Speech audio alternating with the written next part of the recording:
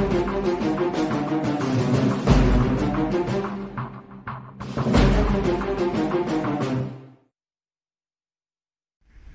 we're back to the road and it's a grey, rainy day, so I've had to put the casing on, so the volume is probably not very good. But up here, hopefully you can hear me. What's the sign? Off in the distance there, it's Montana! Yay! And it's been pouring. And now I've managed to find the quarry to camp in. And I'm under, I think it's a rock crusher of some variety. I'm not really sure. Line's there, it's all set up, and here's the tent. See that? Stand back a bit, so that looks very cool. I think under there, hopefully that'll give me a bit of extra protection. My only concern is that floodwaters, when it keeps on raining, they might build up a bit during the night. So I'm just hoping that's not going to happen. Fingers crossed, but a bit wet now, so I'm going to try and dry myself out. Well, this has got to be one of the hardest, wettest and most windy days I've had on the journey so far. Riding up from Glendive, heading north up towards North Point. The wind has picked up to about, I would guess, a 20-mile-an-hour headwind and pouring with rain the whole day. I did about 20 miles yesterday and had to give in and dived under a stone crushing machine for shelter, put the tent up and had a cold night under there. Today I carried on.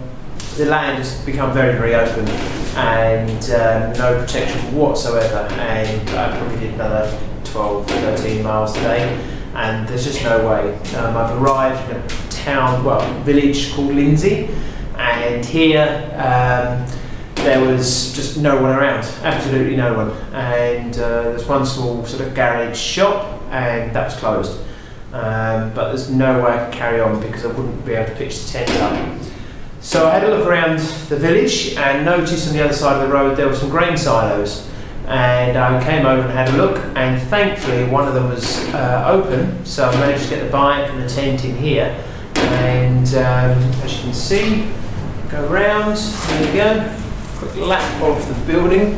I've been able to put everything up in here, and outside it's still very blowy. If you look at those trees, they're howling, and that's all a headwind. The rain has stopped now. Not sure exactly what I'm going to do for tomorrow. I just hope it all dies down, otherwise I may just spend another day in here. I'm on to my rations for tomorrow if that's the case, but we shall see. But this has been a tough couple of days. Back on the road after the storms and the rain. I'm so glad that grain silo arrived. That saved my bacon. So I got soaked and I was freezing cold. And now I can enjoy this lovely road in wonderful Montana in all its glory. And it's just beautiful. The road is open and it's flat, or rolling should I say, but it's not dead straight. So it's got real character. Real cowboy country again.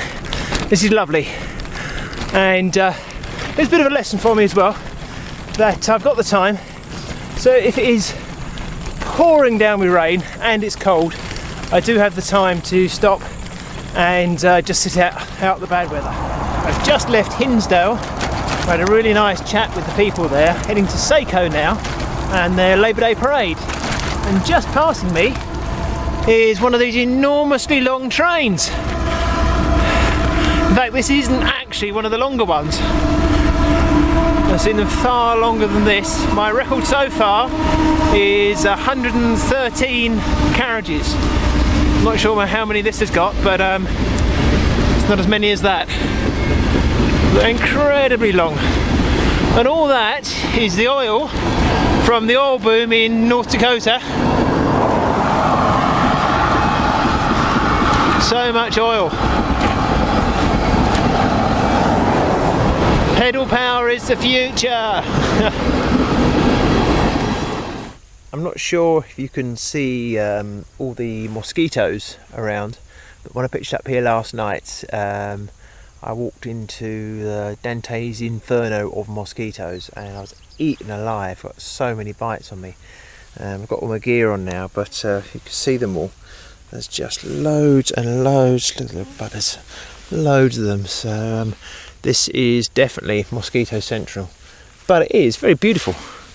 But I'm gonna have to get going now because they're eating me again, and even with the head net on, it's they're getting through.